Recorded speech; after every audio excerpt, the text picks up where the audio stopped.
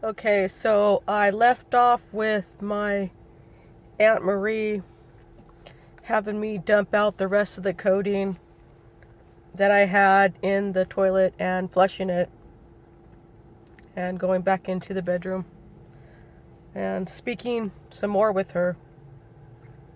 Like I said, she started out the conversation soft spoken, calm. I knew that she was upset. I could hear it in her voice. When I say upset, I know that she had been crying because, she had even told me, during the course of the conversation, she was upset. She was, um, I don't remember what words that she used for another form of upset, disturbed. The letter really set her back some. It's something that she'd not expect to have opened and read.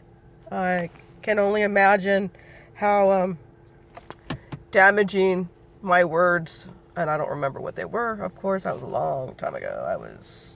You're talking about almost 30 years ago.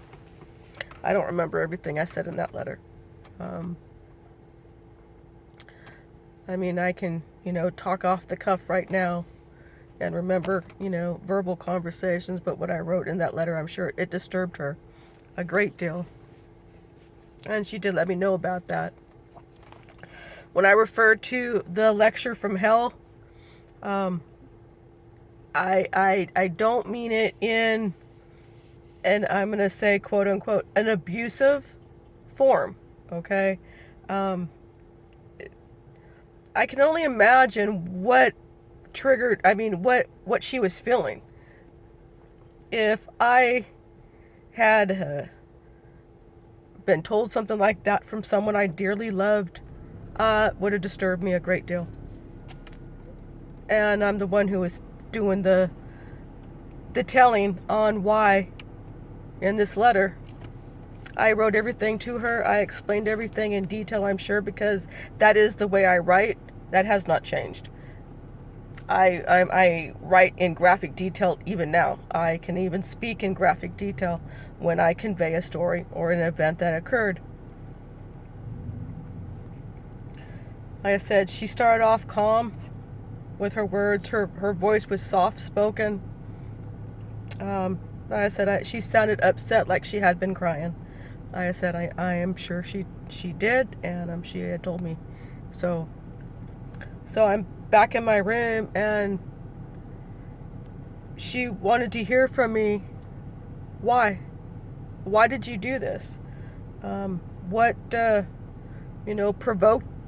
provoked me to have made this decision? And like I said, she had it in letter form. She wanted to hear it from my mouth.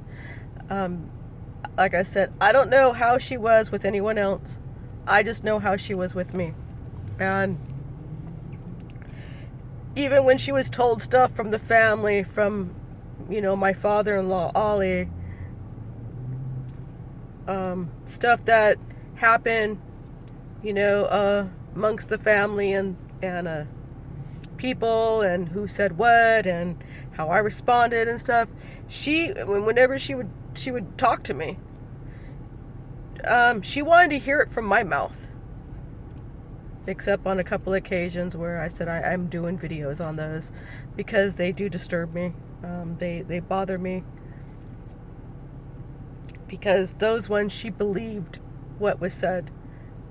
These other stuff that was said because of my mouth, she wanted to hear from me, and hear it from my mouth, my words. So this was pretty much the thing, even though this is the letter that I wrote to her, telling her that I attempted suicide, I have depression, and the whys. So I don't remember how I started it. I told her, of course I was sad. I had been mourning for my father-in-law, and all I could have done was cry, and how everybody's gone, and now I'm never going to see anyone again. She left. I said, I'm never going to see you. I said, so you said goodbye to me, pretty much. And even though she had said when she last saw me and gave me that final hug, um, just said, I love you, I love you. Just always remember that I love you. Telling someone you love them and never seeing them again is two different things. As far as I was concerned, she might as well have been dead because it was a death. And I even indicated that. So I was pretty much verbally blaming everybody for my actions, my conduct. She even had said, so it's Dad's fault that you attempted suicide. Well, that's not what I said, but that's the way I conveyed it, I suppose. I didn't try to argue with my aunt. I didn't even try to reason with her. I'm sure she was right on what she had said to me. I had also blamed it on my marriage, the family, on how they destroyed everything. Man, when I got to my aunt, and I'm like, if you were here and none of this happened, this would not have happened. So, of course, now I blame my aunt for attempting suicide. And let me tell you how that didn't go over very well. Because she had said, oh, so this is my fault. I'm to blame. No, that's not what I said. No, yes, that's what you said. I was blaming everybody and everything and every situation except myself. There was a point to where, and I don't remember everything she said. Like I said, that was 30 years ago. I mean, there's some things I do remember in detail. This was a long conversation. I don't remember the whole entire word for word verbatim. I wish I actually did. But I don't right offhand. I said she wasn't happy. I know that. She was cross with me, with her words. I cried. I mean, she was, even though when she was even cross speaking to me, she had the compassionate voice at the same time. I don't know how she was able to do that, but she was incredible as far as the way her approach was. I have mentioned that she was diplomatic. She was eloquent the way she spoke. At least I thought so. Many times she was very understanding, but whenever I was wrong, she told me I was wrong.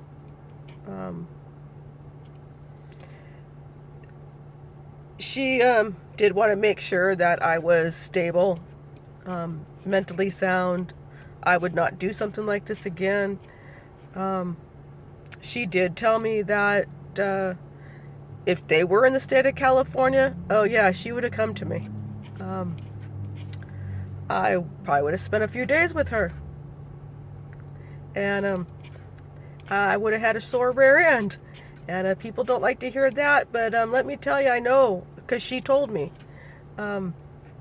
Abuse, no. So I want to stress, no abuse, no abuse, no abuse, no abuse. Because she reprimanded me on the phone. She did raise her voice a couple of times. Like I said, she was cross, sounded stern, but she had the compassionate voice, the loving, concerned voice at the same time. Like I said, if they were in the state of California, yeah, she told me she would be coming to me, and she would have whipped me, given me a whipping, guaranteed. Not where I was at. Oh no, I would have went with her, and for a few days, and she told me, flat out.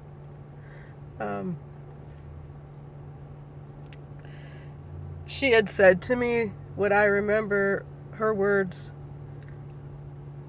because she couldn't believe that I actually, in her wildest dreams, she couldn't have imagined that this is something I would have actually attempted to have done. She said, last year, because a year had already passed, this is August now of 92. Last year, I buried my brother and I buried my mother. I don't want to have to come there and bury you.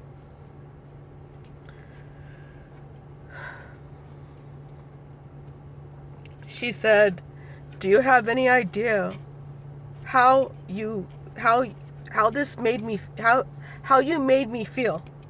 She did say that also. She did mention that it was selfish on my part. And what possessed me to think that I didn't think that anyone loved me. She did say that. She understood when I explained to her, at least she said she was trying to understand it, on how I said, like about Tony, then her leaving, and me feeling alone. And I told her, I said, you're not always a phone call away. I can write letters. I never know when you're going to get them. I didn't know when she got that one. I can't even remember. I just remember because it wasn't that long. After the 6 weeks had passed, thereabout, I don't remember when I mailed that letter, if it was when I was away in Fontana or not, but I was still gone or whatever. I mean, when she called me, obviously I was back in San Bernardino. She did ask me, does she need to go find me help? And I said, no, ma'am. Because she said she would. And she would pay for it. I said, no, that's not necessary. I said, I'm not going to do this again. And she made it perfectly clear, if anyone wants to believe it or not, if I ever attempted something like that again, oh, yeah, she had said, you will not sit for a week. Guaranteed. If I was there in California, you would not be sitting right now. I believed her. She didn't lie to me, best of my knowledge. When she said something, she meant it. And I had no reason to not believe what she had said. Again, not abusive. I know that she said it out of fear, hurt, anger, and love. She was angry because of what I did. Hurt.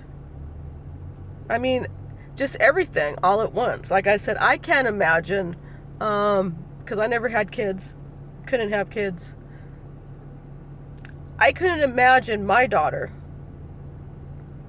telling me, Mom, I attempted suicide because I didn't think anybody loved me. I felt that everybody abandoned me, including you. All of this, has gone on in my life. I'm not loved. It's dark. I would be better off dead. And so on. Because I pretty much said that to my aunt.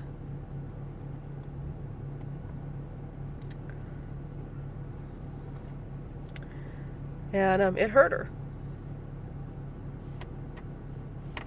And I didn't mean to hurt her at all. I would not do that, especially intentionally. I wouldn't. I had no reason to. And actually, I don't think I'd intentionally hurt anybody, even if I didn't like them, or even hated them. I wouldn't do it. I don't have that inside me to do. I don't have that personality. I said the conversation was very long. The longest conversation on the phone I ever had with her. She would call and check on me. Unfortunately, the phone calls stopped coming, unless I attempted to call. I don't know wherever they were at. They traveled through the United States, and not all through the states. I don't think there was their favorites I know was Florida and in Texas, and then their home base was Missouri. Whenever they came to California during those years, I have no idea. They probably did. I know that they used to go to Palm Springs. Later years, when Tony and I remarried, they went to Santa Barbara. I know that because we worked there. I just didn't see them. It was a hit and miss. When we were there, they weren't. When they were there, we weren't. And we were only up there for a couple of months, and they had a couple of reservations, and we weren't there. When they came in fact, on our days off, apparently they had made a reservation and came through and left. You know, I wasn't kind of thrilled with that, you know, because they did know that Tony and I worked there, and I was a ranger. I was in Smokey Bear Ranger. Had a hat, I just didn't wear. I thought it was stupid. I was a girl, but anyway, so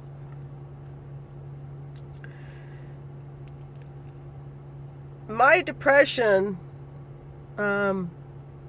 lingered after that suicide attempt, and it didn't go away real soon. That depression turned into me having anorexia. My aunt knew about that too, because I told her by letter. I know that I called Missouri frequently. A lot of times when I called, she wasn't there. They didn't know when she would be there. So that's why I wrote letters, just like, Aunt Marie, when you come, will you call? This is what's going on. And she always would. That she always did. If I called and whoever I talked to, Rita or Karen, can you please tell Aunt Marie to call me when she comes in? And she would.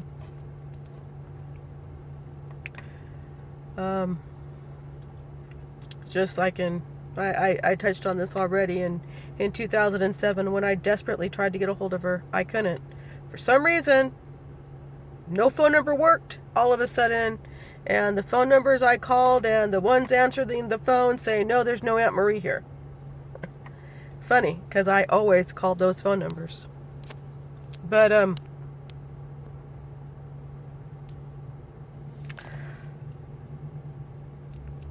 she knew I had anorexia. I had let her know. Again, she wasn't happy over that.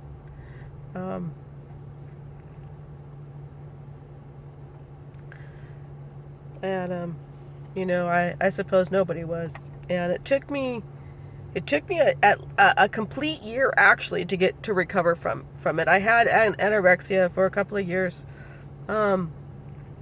I hardly ate to begin with when I was in my 20s. That's why my aunt always wanted me to eat. And because she said I didn't eat enough, and I was always too skinny. And they didn't like that. None of the Waltmans like that. And but it did take a complete year for me to eat after I admitted that I had anorexia.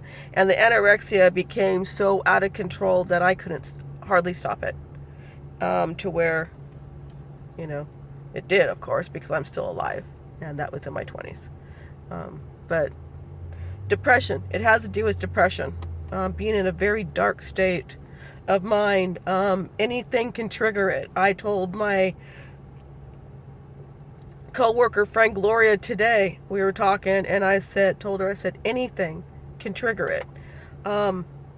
Like my aunt, who I'm talking about now, passing away and me finding out, that was depressing for me, only because of the years I haven't seen her and desperately trying to get a hold of them for so long and never being able to reach them until she dies. And the following year, which is this year, I finally find a contact on the internet, which would be Rita. Why now? Have no idea. You know, people say things happen, they believe things happen for a reason. I can't see a reason for it. I don't, only because I have questions and you have no answers to give to me. I don't know. I mean, it's not bad to be in contact with anybody, but I wish to God that, my aunt's gone. So yeah, it put me into a depression. I was headed down a dark road again. Not a place I wanted to be. Everybody around me saw it. They could see it on my face. I did not have to say it. I'm not there now. I'm not going to say I'm completely over it, because I don't think I am. I'm not as withdrawn as I was. I had stopped eating. I ate very little. When I did, I lost weight. I was headed for anorexia, and I knew it. Not a place I want to be. So this is kind of cute and funny and serious at the same time. My friend Gloria, who I work with on the weekends, said sternly, and she's what, I think 10, 12 years older than I am, says, "Don't you dare." She goes, "I'll beat your ass." I go, "What?" She goes, "I'll whip you." I'm like, "Oh, okay." It's kind of funny. Funny, cute. She was not amused. Because I've told her stuff about my aunt. And and she says, "I'll come up, if you're living up in Stockton," she goes, "I'll come up there." She goes, "And beat your ass." The look on Gloria's face. Pictures are worth $1 million, and I didn't go click. "Hey, can you do that again? Let me get your face so I can show it to you." She was not amused. But I understand. I mean, she says, "Don't ever do that to yourself. Don't ever go there again." She goes, "If you ever get that way," she goes, "you need to get help." And I said, "I'm not going to attempt suicide again. I wouldn't. I'm more stable in my mind way of thinking. I couldn't give my aunt an answer when she said, "What possessed you to do it?" I couldn't answer her. I don't believe I gave her an answer that was even justified. I said, she had said repeatedly a few times, "If I was there," yeah, Teresa wouldn't have been sitting down very good. And that's the truth. And it's not abuse. So, make it clear again, not abuse. My aunt loved me. She cared about me. She was very motherly. She was probably the fourth person that knew I attempted suicide, because my 2 friends in Fontana where I stayed, my brother, so that would make 3, and then my aunt would be 4. So those 4 people for years and years and years and years and years and years and years and years were the only ones that ever knew that I attempted suicide. I started talking about my attempt of suicide after Robin Williams committed suicide. And people around me was like, "Yeah, money can't buy happiness." Well, no, it couldn't. Even not having money can't buy. People around you that love you can't buy happiness. I don't know. It's kind of like, to me, it's a state of mind. Depression is a state of mind. It's a state of being. You cannot see past right now. All you see is dark. Nothing around you matters. You can have all the money in China. Okay? There's nothing that can fulfill the void inside you that you are missing and you have lost. My depression has to do with something traumatic that happens inside my life. First time I know that I experienced it, I was in 5th grade. My best friend was moving. Never saw her again. Never heard from her again. Told me her name was Debbie. I went to her apartment. She was gone. Her dad said, "Debbie's not here. She's gone. She's out of state." Didn't even get to say goodbye. She was my brother's elementary school girlfriend. He remembers Debbie.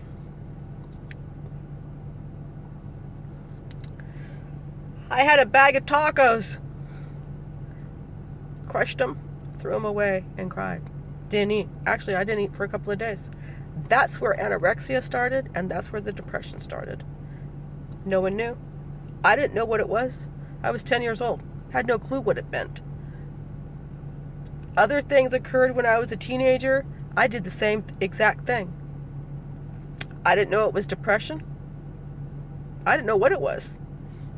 I just thought I was being a kid, and that's what you go through. No, it's not what you go through, because that's not normal.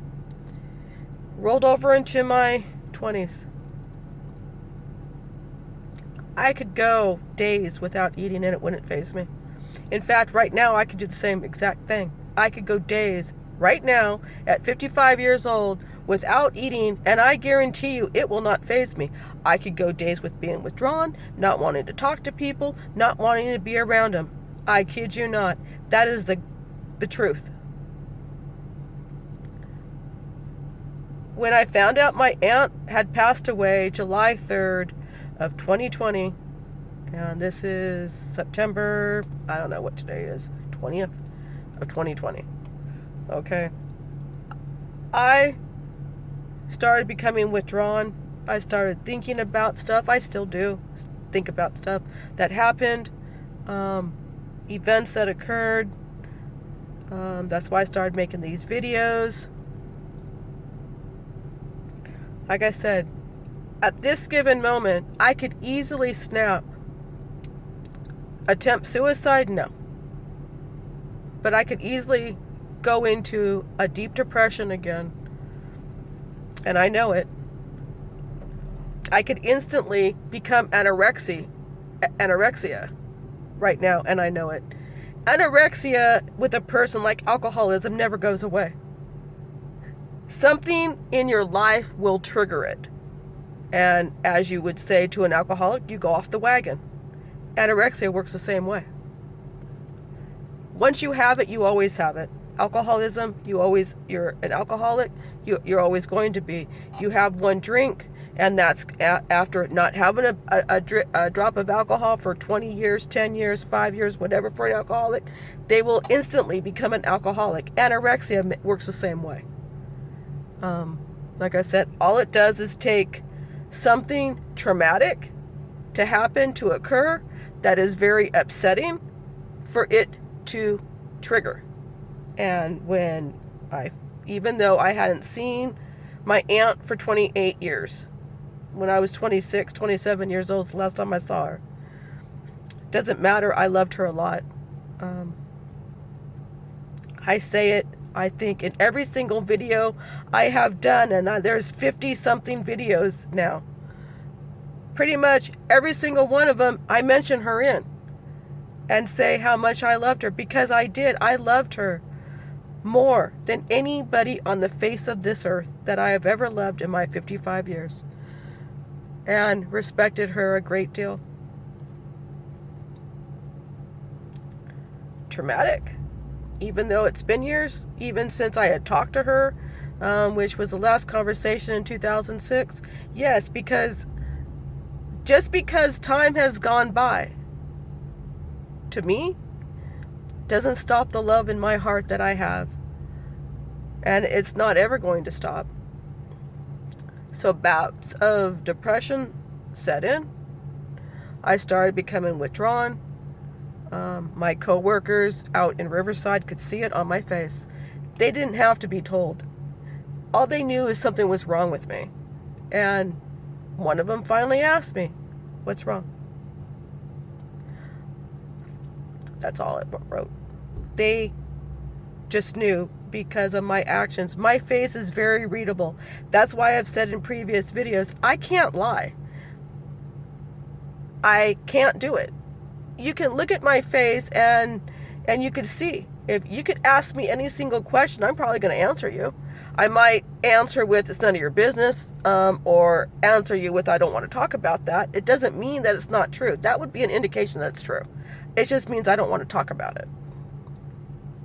I say this to people all the time. Look at my eyes. I mean, like I said, I have a face that's very readable. And my stories, anything, event that occurred, I don't change from them. I mean, that should be a good indication right there that I'm not lying. I can't make this crap up. I mean, it's not crap, sorry. But I can't make this stuff up. To me, it's kind of impossible to have done. Because if it was all made up and not true, don't you think that the stories would kind of like go away from each other? You know, or it wouldn't stay on track? Stands to reason. I can write a story because I write novels. That's something totally different than telling an event that occurred inside your life. You know, something totally different from each other. I'm good at writing stories. Real good. Telling a lie, I am not good at. I can't do it. It's impossible for me to do it. And I don't even try. And I have too much of a guilty conscience. There's one of the things that my aunt had asked of me. Don't ever lie to me. Besides saying, don't ever sass me. Sassed her a couple of times. One was on purpose. So it was over the phone, actually.